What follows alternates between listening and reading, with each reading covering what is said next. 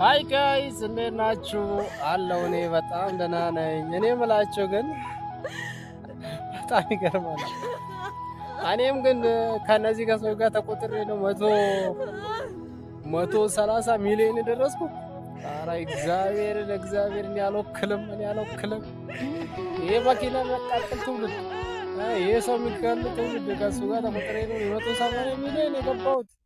130 ማለት ሶሪ፣ እግዚአብሔርን በጣም አዝናለሁ። እኔን አትቁጠሩኝ፣ የምር እኔን አትቁጠሩኝ። እኔ ሲጀመር እዚህ ትውልድ ውስጥ መግባት አልፈልግም። የምር 130 ሚሊዮን ግን አንዱ በጭንቅላቱ የሚያስብ ነው። ምድረ ከርሳ ሙላ። አሁን ፎሎ አድርግ እባክህ ይሄን አካውንት፣ ላይክም እያደረጋችሁ ዝም ብላችሁ አትለፉ ስታናድዱ እግዚአብሔር እና ወዳችኋለሁ። ለማንኛውም ያው ስለ ስድቡ ይቅርታ